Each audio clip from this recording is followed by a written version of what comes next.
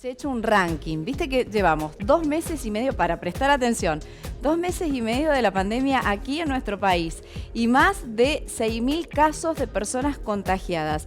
Y se conoce un poco más del comportamiento del virus acá en nuestro país y se han hecho estudios. Esto del ranking, cuáles son las enfermedades previas que más afectan a las personas. Más allá de la edad, mayores de 60, tenemos que ya de por sí, digamos, es un factor, ¿no? De porque riesgo. El sistema inmunológico está debilitado. Está debilitado por la edad. Por la edad, tal cual. Bueno, se conocen estas enfermedades previas, ya hemos dicho, pero ¿cuál es la que está en el top de un ranking que se realizó? Es la hipertensión arterial. Y además hay que tener en cuenta, si hablamos de la edad, que los mayores de 70 años, el 60% es hipertenso. Claro. Entonces ahí tenés un doble factor de riesgo. Nosotros hablamos con Nicolás Rena, que él es cardiólogo, y nos habla acerca de este estudio que se realizó aquí en nuestro país. Es un estudio argentino donde se analizó los pacientes en los cuales han padecido COVID y cuáles son las enfermedades previas que tienen estos pacientes, siempre rescatando que el pronóstico, que es a lo que se analiza, está muy relacionado con la edad. Siempre seguimos diciendo que los pacientes de mayor edad tienen un pronóstico mucho peor que pacientes de menor edad. Hay algunas interrogantes relacionadas a esto, como pacientes jóvenes que no tienen absolutamente ninguna enfermedad y que han tenido una mala evolución de la enfermedad de COVID. Queda un interrogante. Ese interrogante no es menor, es un porcentaje del 12 al 13%. Sin embargo, cuando analizamos las enfermedades previas, como yo les decía, hay enfermedades que claramente están relacionadas a una peor evolución del COVID. La primera, casi con un 40%, es la hipertensión arterial. Bueno, él hablaba de eso, pero veamos cómo sigue el ranking, ¿sí? El tope, el 40%, es la hipertensión arterial, pero después ¿cuáles son las otras? 23% la diabetes, que está relacionado esto con el sedentarismo, 21% la obesidad, que también está relacionado con el sedentarismo, y la mala alimentación. Estas son las 3 más importantes, pero después sigue este ranking y vemos sin comorbilidad 18,5, estamos hablando de las muertes por COVID-19 y las enfermedades que complican el cuadro cuando la persona se infecta con COVID-19. Insuficiencia cardíaca, un 17%, 16% enfermedades neurológicas previas y un 10% el EPOC.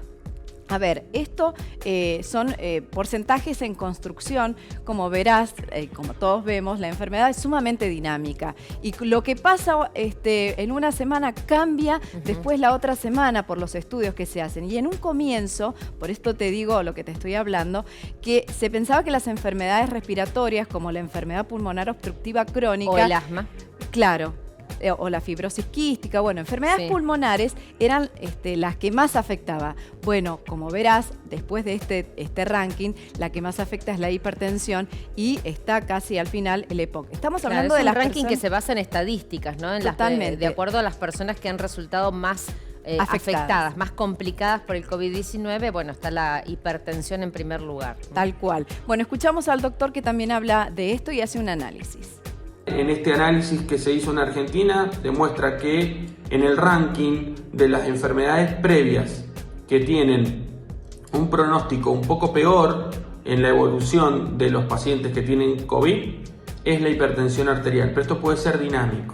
Nunca nos olvidemos que el más importante sigue siendo la edad y eso no lo vamos a modificar, que también hay algunas diferencias entre sexos, que al principio había una prevalencia muy importante en hombres, pero que a medida que hemos ido cursando esta enfermedad y viendo nuestros propios números, vemos que están más o menos igual que en las mujeres y que todas estas enfermedades previas que pueda tener el paciente, siempre el pronóstico va a ser mejor cuando están adecuadamente controlados.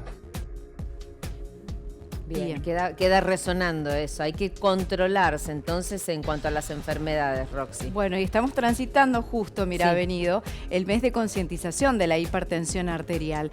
El 50% de los argentinos es hipertenso y la mitad no lo sabe. Y esto perjudica porque ¿qué es lo que puede ocasionar la hipertensión? Y vemos las enfermedades que están relacionadas, los desencadenantes. Infarto agudo de miocardio, accidente cerebrovascular, insuficiencia cardíaca, muerte súbita. Por eso que es preciso controlarse la presión. Si la persona tiene 13,8, más de 13,8 promedio, debe controlarse todos los días, y si esto se mantiene con los días, tiene que ir al médico, porque existe una medicación y hay que medicarse ya de por vida cuando aparece la hipertensión arterial.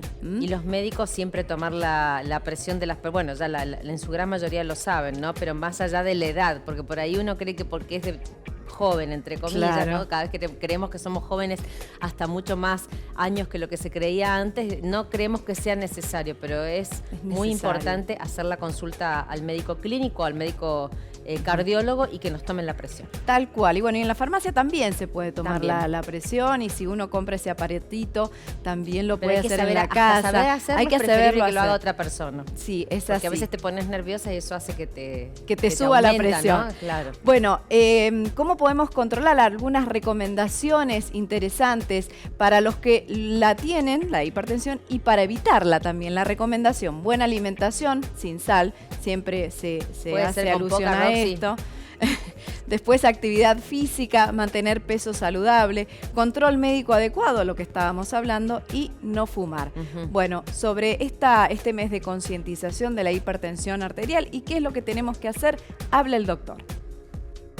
Aprovechando el mes de la hipertensión arterial, como todos los años, hacemos mucho hincapié en que los pacientes hipertensos se controlen, se tomen la presión arterial, porque es una manera también de protegernos. Un paciente bien controlado es un paciente que probablemente tenga un riesgo muy similar a un paciente que tiene la presión normal. Entonces deben tomar la medicación. Volvemos a remarcar que no hay que suspender absolutamente ninguna medicación por el tema del COVID, ni ningún grupo de antihipertensivos, sino que deben tomar la medicación que les ha dado su médico y no perder la oportunidad de saber cómo está su presión, aunque estén en su casa. Puedan controlarse en su casa de alguna manera, o realizar alguna consulta por teleconsulta con el médico, o alguna consulta espontánea para saber cuando su presión no está adecuadamente controlada, y de esa manera dar más medicación o dar más recomendaciones para volverla a poner en el lugar que corresponde.